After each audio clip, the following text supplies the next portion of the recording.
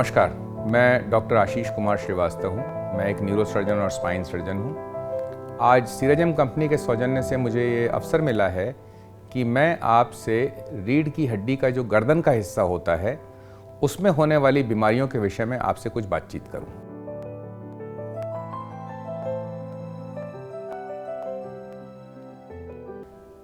रीढ़ की हड्डी कई हिस्सों में बटी हुई है और इनके नाम अलग अलग हैं। जो हिस्सा हमारे सर के नीचे से शुरू होकर और कंधे तक जाता है इसको सर्वाइकल रीजन कहा जाता है या गर्दन कहते हैं। ये रीढ़ की हड्डी का सबसे ऊपर का हिस्सा है और इसकी कुछ विशेषताएं हैं। सबसे पहली विशेषता ये है कि ये हमारी रीढ़ की हड्डी के मोशन वाले हिस्से में आता है, मतलब यहाँ पे मूवमेंट होता है। तो रीढ़ की हड्डी जो गर्दन की है इसमें हमारे 7 हड्डियाँ होती हैं। आपको मज़े की बात ये बताऊं कि चाहे आदमी की गर्दन हो जैसी मेरी है, या कोई सुराहीदार अच्छी सुंदर स्त्री की हो, या किसी नाटे आदमी की छोटी गर्दन हो, या जिराफ की गर्दन हो जो कि वर्टेब्रेट में आते हैं, होती सब में 7 हड्डियां हैं। तो ये एक विशेषता है हमारी सर्वाइकल स्पाइन की। 7 हड्डी होती हैं और इसमें ऊपर सर रखा होता है जो कि चलायमान है, मतलब जो चलता है, हिलता डुलता है, हर तरीके से हर एक्सेस में हिल सकता है। आप समझ सकते हैं, आपका गर्दन हर जगह जा सकता है, ऐसे मुड़ सकता है, आगे पीछे घूमना, सब कुछ कर सकता है। और ये जुड़ा हुआ है हमारे कंधे पे हमारी थोरैसिक स्पाइन के साथ, मतलब जो हमारी छाती के हिस्से के पीछे की स्पाइन होती है वहाँ पर वो हिलती नहीं है। तो नेचुरली 2 जगह पे इसमें ऊपर और नीचे दोनों जगह इंटरफेस है जहाँ पे एक जगह मोशन होता है और एक जगह मोशन नहीं होता है।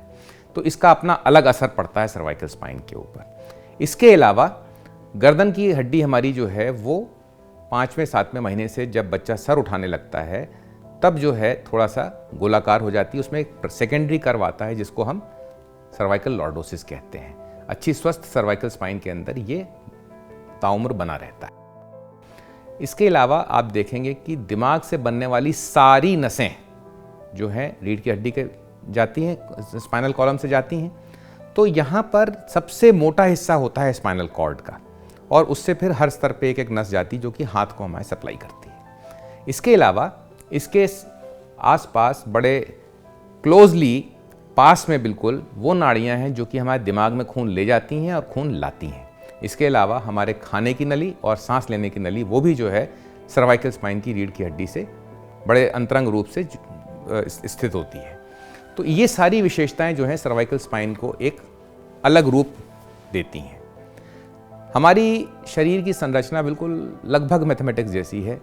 जैसे 5वीं नंबर की नस अगर यहाँ पे गर्दन की है तो वो हमारे कंधे को चलाएगी। नेचुरल है, बीमारी अगर 5वें लेवल पे होती है तो कंधे के इस मांसपेशी के या कंधे के चलने में दिक्कत आएगी। तो ये सारी नसें तो एक तरह से स्पेसिफिक एरिया को सप्लाई करती हैं, वहाँ से इन्फॉर्मेशन लाती हैं और वहाँ पे इन्फॉर्मेशन ले जाती हैं। गर्म है, ठंडा है, छू रहे हैं, नहीं छू रहे हैं, ये सारी चीज़ें हमारी नसें दिमाग को बताती हैं। और कितना चलाना है, पकड़ना है, छोड़ना है, ये सब चीज़ें दिमाग हमारा आदेश देता है नसों के ज़रिए, रीढ़ की हड्डी के ज़रिए। दिमाग का और सर्वाइकल स्पाइन का जहाँ पे जंक्शन होता है, जिसको हम लोग अंग्रेज़ी में क्रेनियोवर्टेब्रल जंक्शन कहते हैं, वो बड़ा स्पेशल है।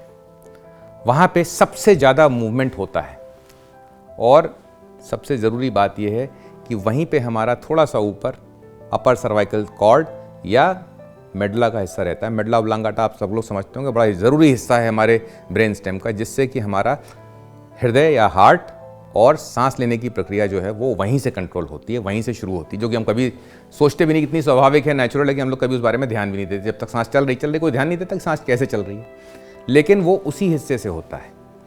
तो सर्वाइकल स्पाइन की अगर हम दिक्कतें देखें तो कुछ ऐसी बीमारियां हैं या कुछ ऐसी चीज़ें हैं जो कि बहुत घातक हो सकती हैं।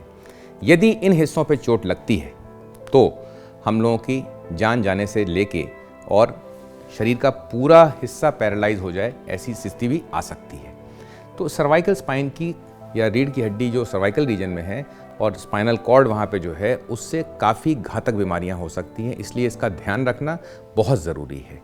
इसके अलावा आप जानते हैं कि रीढ़ की हड्डी में जो साधारण बीमारियां होती हैं, जैसे कि डिस्क पीछे की तरफ चले जाना, या जो फैसेट जॉइंट होते हैं जहाँ पे 2 हड्डियों के बीच में आपस में जोड़ होता है, उसका सूज जाना, समय के साथ स्ट्रेन पड़ता है हर जॉइंट के ऊपर, तो उसके ऊपर आसपास की झिल्ली जो है सूजती है तो वो नस पे प्रेशर डालती है।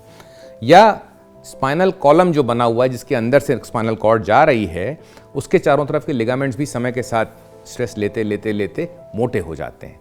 तो वो लिगामेंटम फ्लेवम जिसको कहते हैं, उसके दबने से भी पूरी की पूरी सर्वाइकल स्पाइन की रीजन की कॉर्ड पे प्रेशर पड़ सकता है। और फिर कुछ और सीरियस बीमारियां होती हैं, जैसे कि ट्यूमर हो गया, सिरिंगोमाइलिया हो गया, या खून की नाड़ियों का एवी मैलफॉर्मेशन हो गया। ये सारी बीमारियां भी सर्वाइकल रीजन में हो सकती हैं।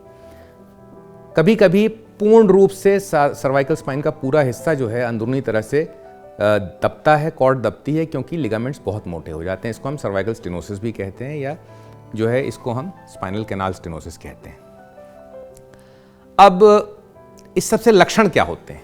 लक्षण ये होते हैं कि एक तो कॉर्ड के दबने से क्या लक्षण होगा। कॉर्ड के दबने से ये होगा कि जो नसें अभी निकली नहीं हैं वहाँ से शरीर से, जैसे पैर की नसें हैं, टट्टी पेशाब करने के कंट्रोल की नसें हैं, या हमारे जो है कमर की नसें हैं, इन नसों को ऊपर से ही जब दबाव पड़ जाएगा तो इनके अंदर काम करने की क्षमता कम हो जाती है। इसके अलावा पेशाब का कंट्रोल, लैट्रिन का कंट्रोल भी खराब हो सकता है।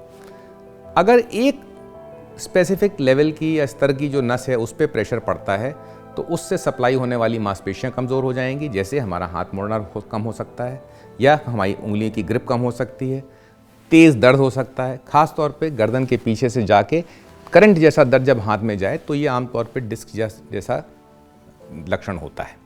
तो ये कुछ बीमारियां हैं, कुछ ऐसे विशेषताएं हैं जो कि सर्वाइकल स्पाइन की रीढ़ की हड्डी जो है और उसमें से जाने वाली कॉर्ड और नसों से संबंधित हैं। धन्यवाद।